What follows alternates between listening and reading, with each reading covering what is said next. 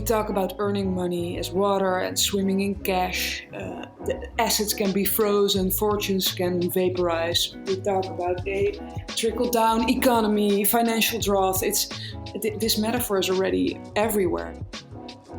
You're listening to another episode of the Future Money podcast presented by the Interledger Foundation, where we invite people of all backgrounds and disciplines to imagine what a financially inclusive future might be. I'm Hollis Wongware. I'm Label Karama. In this episode, we are in conversation with Carlijn Kingma from Waterworks of Money, a collective based in the Netherlands. Waterworks of Money is a project that uses the metaphor money as water. This visualization, created by artist Carlijn Kingma in collaboration with Martijn van der Linden and Thomas Bolle, provides a beautiful, accessible map of money and how it flows, or floods, or evaporates within our society. In this episode, we discuss the role of artists in making consequential topics such as monetary systems and financial structures more accessible and engaging to a broader audience. We explore the necessary themes to spark a larger goal and discuss the 3 future scenarios created by the Waterworks project. My name is Carlijn Kingma, and I'm a cartographer of society, which means that I make maps, cartographies, but not the traditional maps that you know, which map out mountain regions or cities or roads and rivers, but I map the invisible structures and the invisible architecture and infrastructures of our society, such as the laws that govern our institutions, or the or bureaucracies, or other kinds of rules, or the flows of money, for instance, which are also, because they're digital, mainly invisible. And what I do by mapping all those architectures is trying to show people how these systems work in order to make them, definitely in the case of the monetary system and the financial system, to bring them back to the arena of the public debate. And I make these maps always in collaboration with others, with experts, with scientists, with journalists. So these cooperation teams are have the minimum of 3, and these 3 persons, which is also the case in the project that we worked on for the last couple of years. Those projects, we do the research together, and outside that collaboration of 3, there are more alliances, so to say, of all kinds of parties who help us navigating through these complex structures of society. How did you end up in that field? Was it a passion before and when you were younger, or did you one day research it and you thought, let me start, or let me try?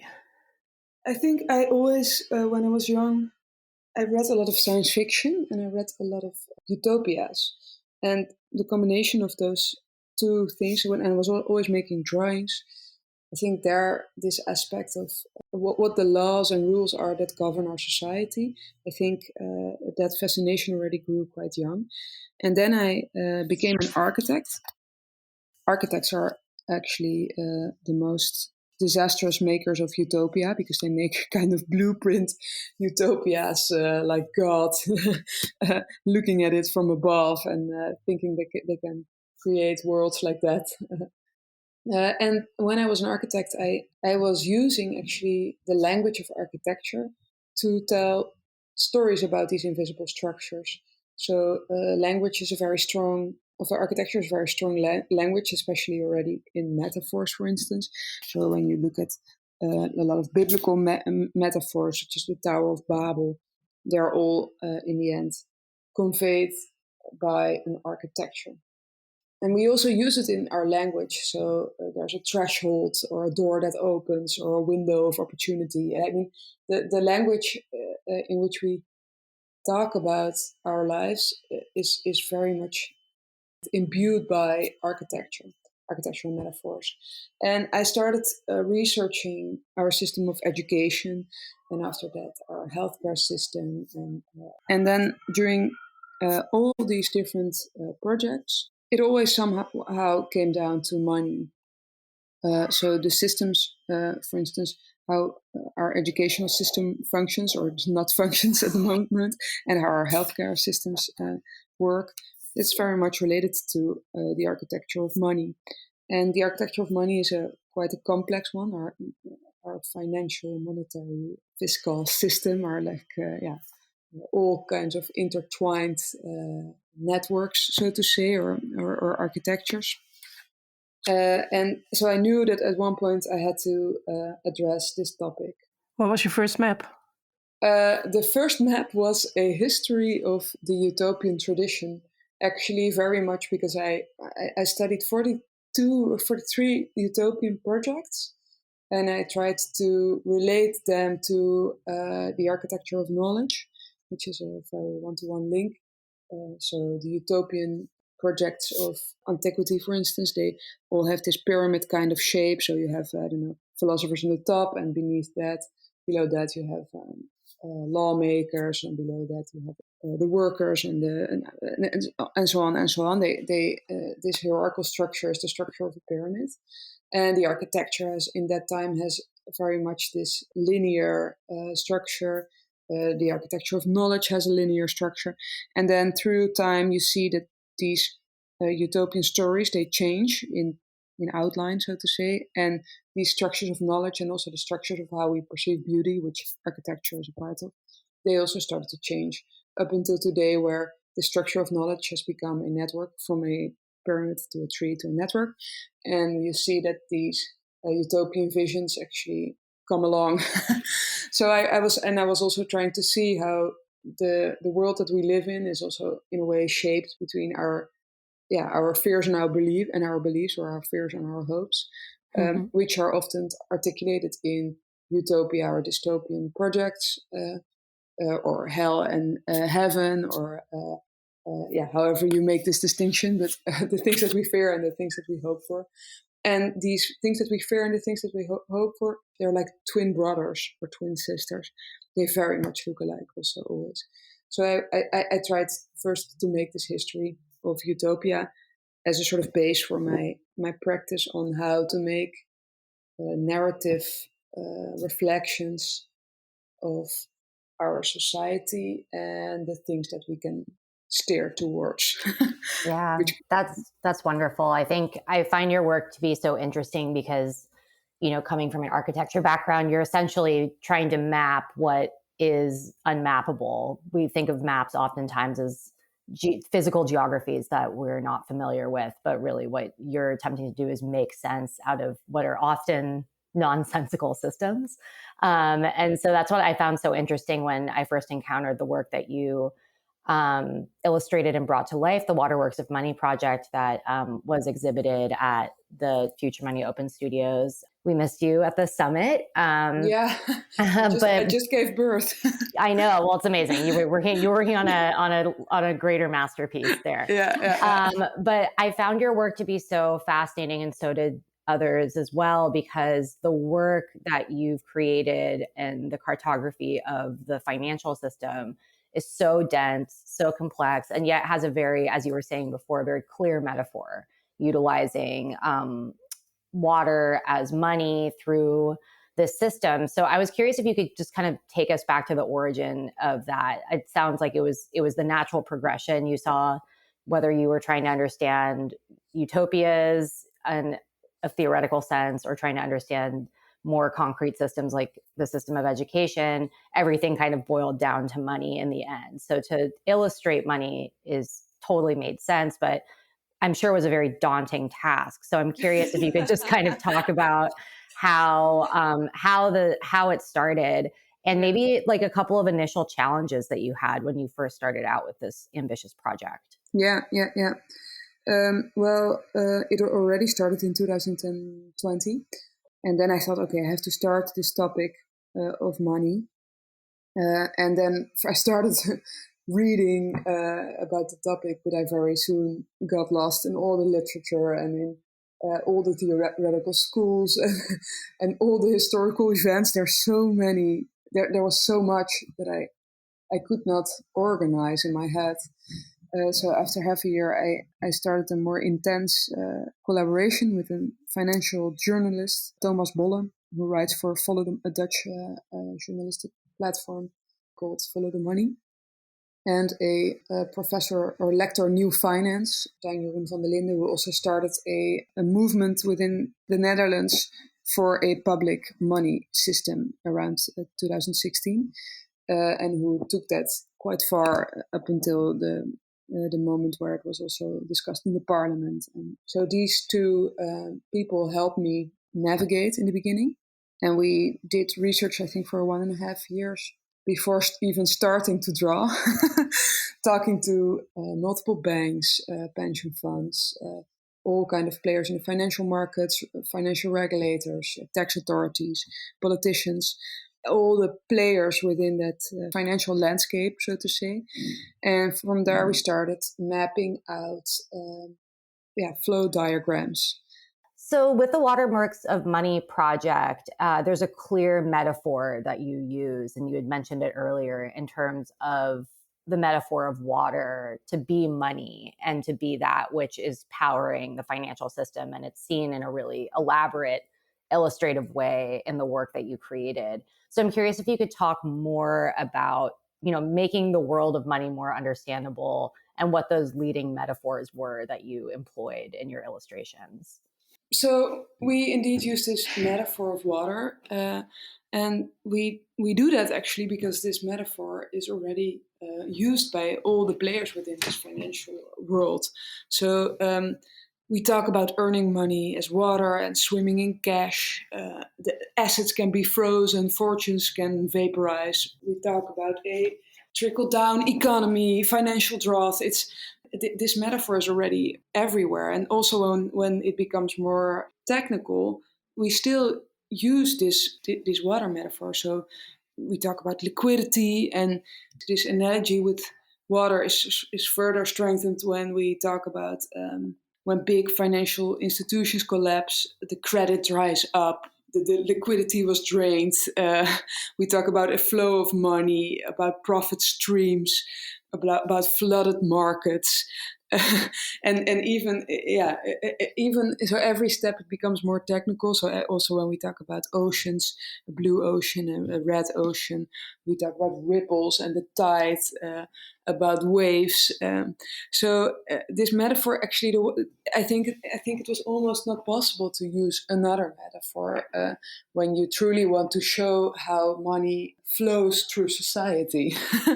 Definitely. It makes sense when you when you lay out all those examples, it definitely makes sense. But I think the beauty of the work that you and your collaborators brought to life is that you can hear these metaphors, but they're always used in very discordant ways.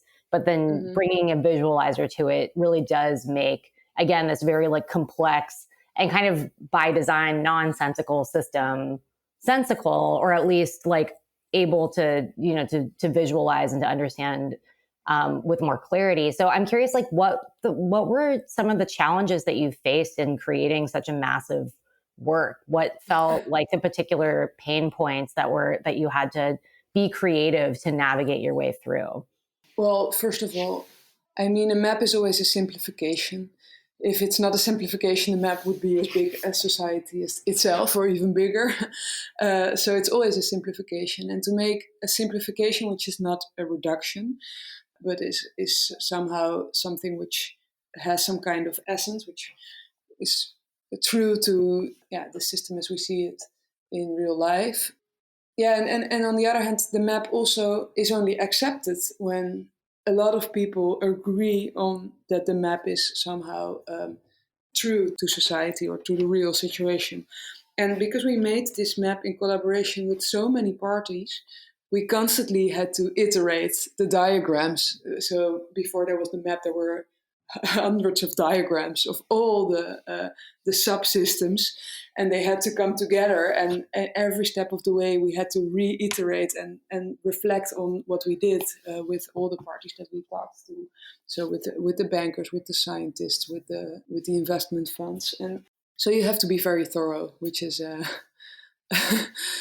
which is a lot of work and takes a lot of time.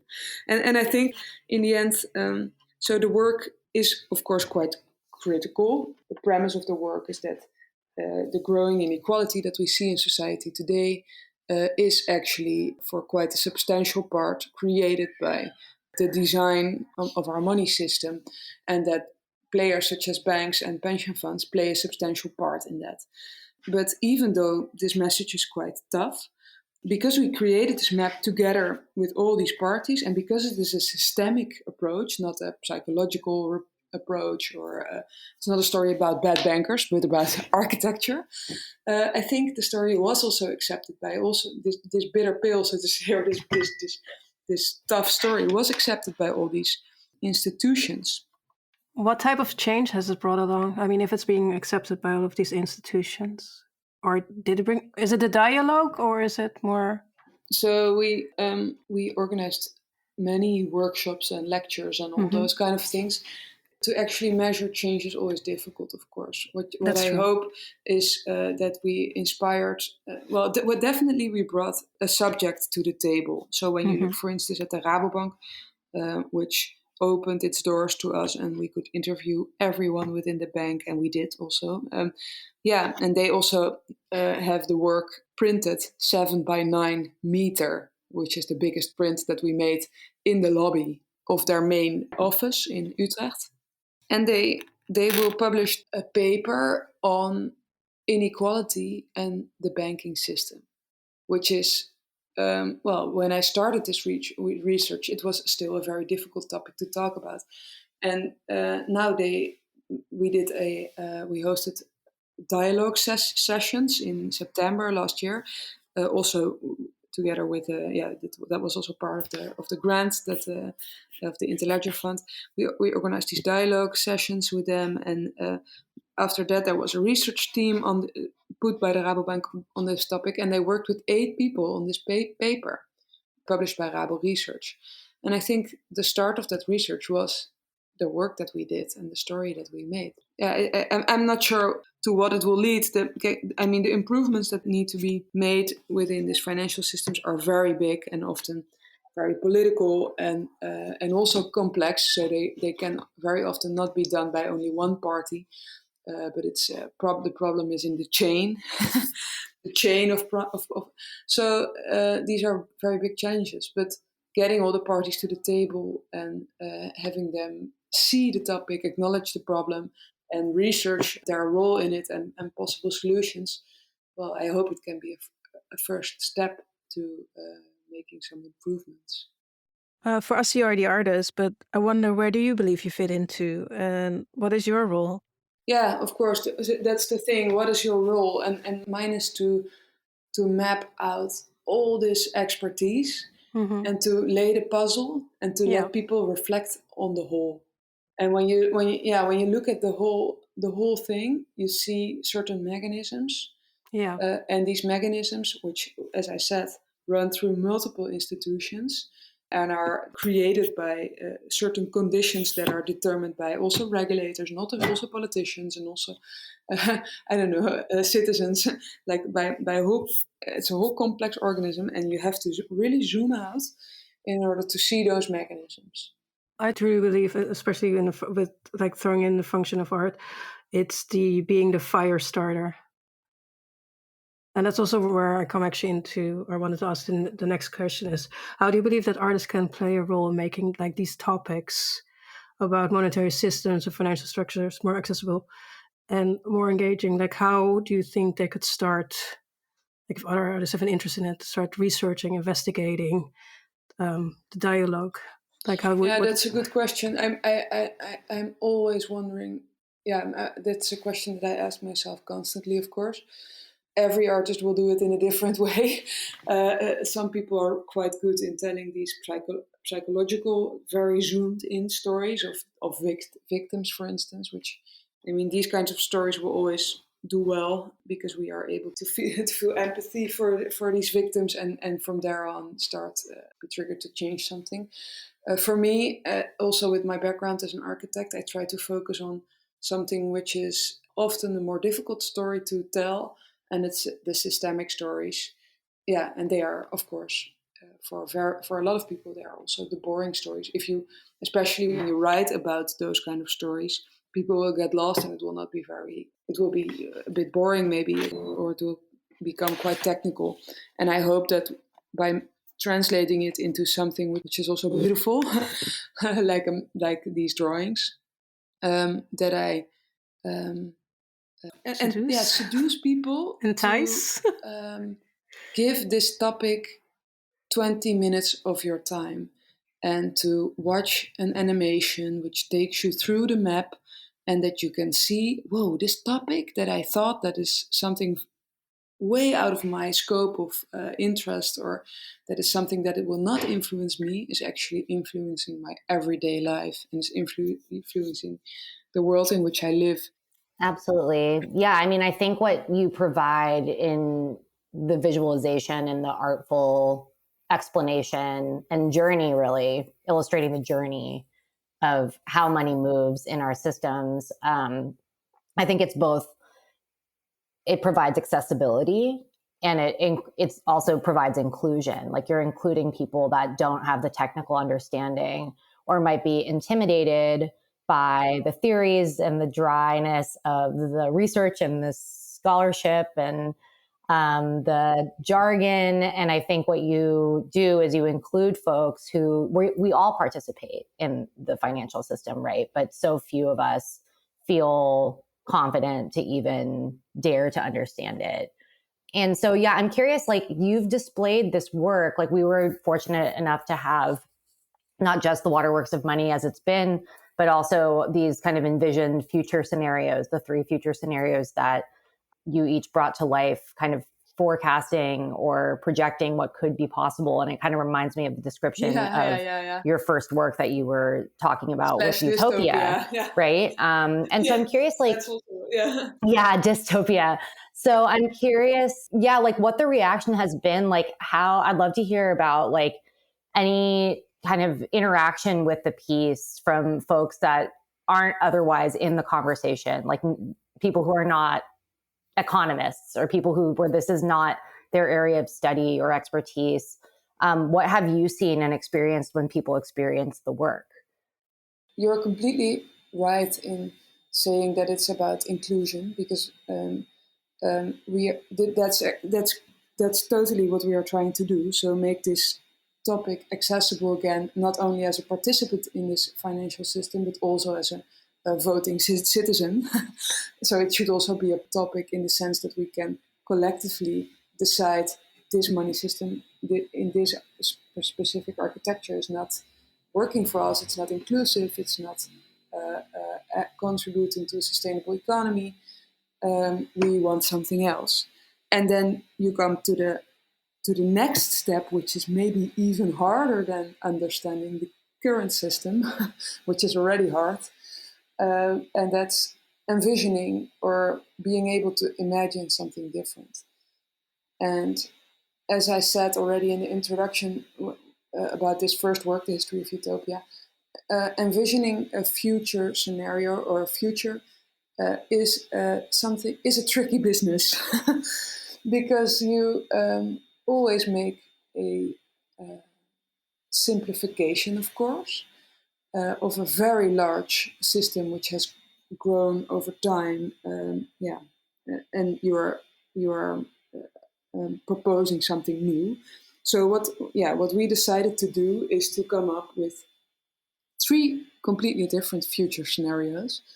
They are on an ideological scale. They are completely different from each other. They propose 3 completely different kind of solutions so they also have a different analysis of what is wrong in our now. And what Hollis asked, what I forgot now to reflect upon is what we saw, and also by presenting these different future scenarios, because all 3 of them are also a bit funny and a bit weird, but they have very different systemic solutions. People responded quite well, also always with a bit laughing, and sometimes also saying that these solutions are also quite scary. But then they also came to the conclusion that the system that we have now is also quite extreme. So that's also very beautiful. That's a beautiful conclusion, of course. We have now a system in which private companies, our banks, create the substantial part of our money. That's quite an extreme scenario if you put them as one of the as a fourth scenario next to the three scenarios that we also proposed. So that's already it becomes actually a different lens again through which you can look to our society now, and it gives you some tools to talk about your options for the future. Does that answer your question, Hannes?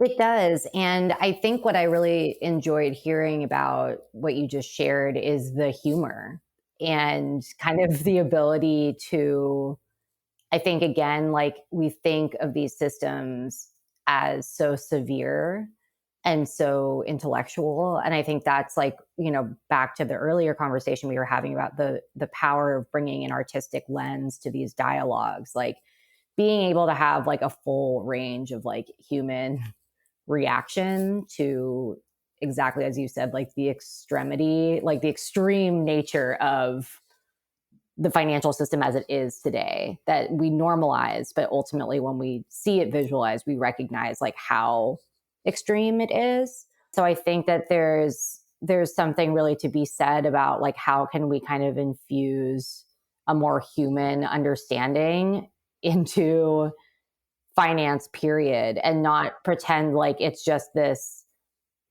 fully objective, empirical, and, the rightness of finance, really actually seeing it for what it is, which is kind of the absurdity of it all. And that's kind of what I'm realizing as I experience the Waterworks of Money. It does feel absurdist almost, like how deeply complex. And then like when you're seeing, like, oh, the water drains out and then people are standing there naked or, like, or they're drowning, just there's this kind of, you see it in a more human lens.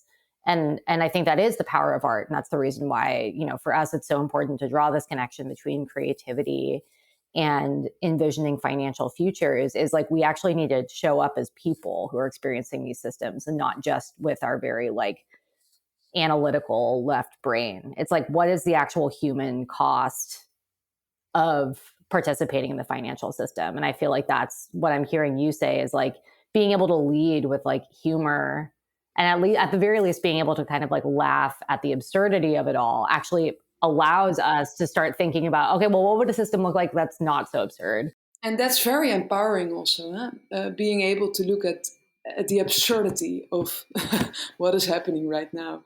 I mean, that's how all these stories start. That's actually how the first utopia, which is the one of Thomas More of 1514, which is called Utopia, also starts. It's a reflection on the absurdity and the injustice of England of that time. And then he sets off to find the new land, Autopos, the new land, and there they start anew. And that's also how these three utopians that we made, or these three future scenarios, they also start like they first they reflect on, they make all these crazy holidays, for instance, in our stories, in which they have to recite, in which there are games, and the winner is the one who can recite the most pages of Basel III, which they call Babel 3 because it's this bloated work of which is three times the Bible, and is completely unreadable. Like Babel comes from etymology, comes from bubble, like not understanding. There are these jokes in which you like they reflect together on how crazy it was back in the day, which is of course now that they had this well-known failed experiment, which was called the euro, which was a megalomaniac part, I don't know, and the whatever it takes policies that came with it, or and that's of course only one scenario, and another scenario reflects on the now in a completely different light. We made one with Janos Varoufakis. I think that's my favorite. Yeah, and in that one actually, because he in his proposal he says that shares are non-tradable, which sort of makes a ruin of the stock market, and the stock market becomes this is a sort of central link within this completely grown out of hand financial system.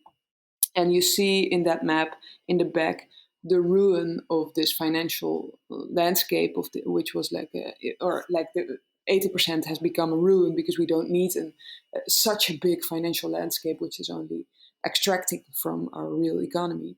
And then you can make a Sunday afternoon walk through that park, and it's a huge biodiversity park because this financial landscape was for multiple years flooded with liquidity.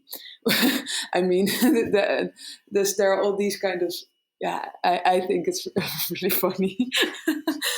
And in another one, I mean, they have this holiday which is called the End of Central Banking Day, and they are walking in the streets all dressed up as central bankers with a boring suit and a gray suit and a tie, and they are dragging this huge balloon which looks like Alan Greenspan, and then I mean, there are all these small things which are of course a bit absurd, but then they have a quite serious. Definitely. Yeah. I think it's the ability to comment, right? Again, like, I think it's so difficult for those of us who are not studied economists to feel like we even have the ability to understand our financial systems that we operate within, let alone comment on them or even critique them. And I think that's, the beauty in what we were just talking about earlier, like in terms of the ability for this work to be an act of inclusion itself. And so for us, like the Future Money project is really, it's all about financial inclusion. And if we're creating financial systems in the future that are not leaving people behind, that are rejecting this idea that economic, disparity is essential for progress and growth, right? We're thinking about how do we create financial systems that genuinely respect and seek to bring along everybody. So I'm curious, like from your perspective, as a cartographer, as somebody who's really invested years into making this system, if maybe not completely sensical, at least like visually understandable, what is your vision for a financially inclusive future? I think it's very problematic that there are all these mechanisms which are highly unfair and contribute to growing inequality. So I think we should look for a system in which that is not happening anymore, in which we don't create these mountains of debt, in which it's not easy for the rich people to become even more richer, in which we do not tax work more than wealth. There are so many injustices and there are so many solutions. I find it difficult to, in a short time, sketch the perfect future scenario. It's not about kind of like finding perfection in it. It's more about if you would like lie on your sofa, you would dream about what the future outcome world would be. Yeah. Okay. Yeah, no. Maybe starting from what I see as a central problem, which is that it's mostly commercial parties now, commercial banks who create the money and also allocate the money and also determine who have access to this money system, even to a bank account or to a loan. I think that's very problematic because for a long time we were all convinced that the market could solve anything, and now it turns out that it's not true. And these commercial parties, they have mainly a financial interest. They mainly want to see financial returns, and they create money for projects which have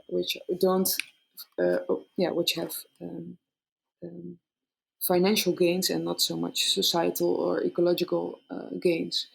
And I think that right to create and allocate money should not lay in the hands of only commercial parties. I think that's Digital Euro could be a solution to that, but not how it is. Not the design as it is today. And then there are multiple solutions to that problem, I think.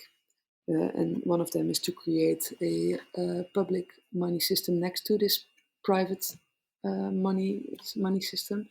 Another one is to to set up different kind of rules to do more credit guidance so that money flows to things that society also benefits from and not only to things that are commercially working.